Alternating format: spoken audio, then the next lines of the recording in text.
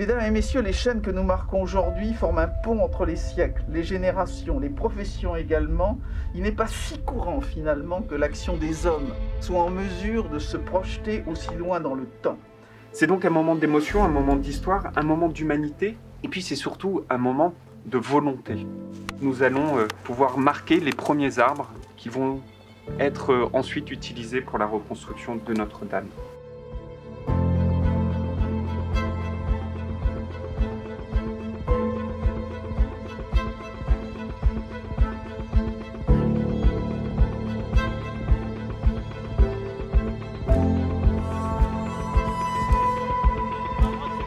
Yvan, le diamètre 105, on est plus proche de la vérité. On le prend, c'est parti.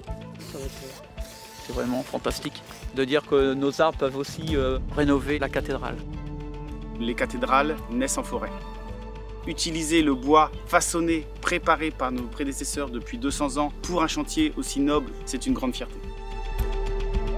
La forêt d'aujourd'hui est bien plus étendue et bien plus puissante et prospère qu'elle ne l'était au XIXe siècle. Et donc aujourd'hui, c'est tellement évident que nous avons la ressource, que c'est aussi une des motivations de la filière de montrer qu'elle sait répondre à ce type de sollicitation qui est vraiment exceptionnel, parce que des chantiers de ce type, il y en a un par siècle.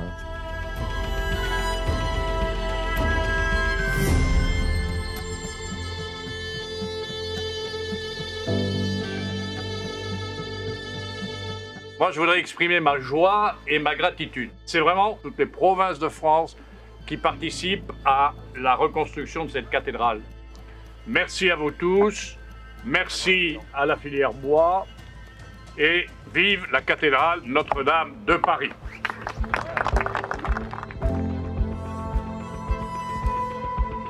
Je me souviendrai toujours de la chute de la flèche. C'est pour moi l'occasion d'avoir une revanche sur le destin.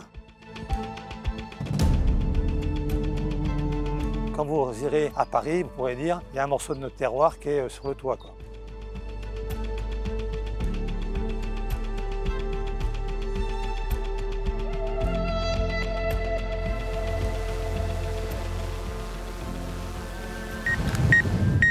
La morphologie de l'arbre en 3D, oui. Et puis après nous, la morphologie de notre poutre. Comme on va reconstituer aussi la voûte comme celle d'origine, il faut qu'on respecte aussi les poutres avec leur courbure. Je suis ému de sortir enfin du chantier de la cathédrale pour cette fois passer d'une phase de consolidation. Et là, on est maintenant dans la phase de reconstruction. Donc on est au pied de l'avenir de la cathédrale ici. Vous êtes aujourd'hui dans un des temples de la forêt domaniale.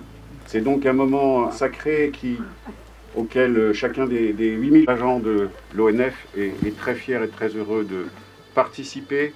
Ce dont l'Office le fait avec beaucoup de plaisir. Nous sommes honorés de contribuer à la résurrection de Notre-Dame, ce monument du patrimoine national empreint d'histoire comme ces forêts domaniales.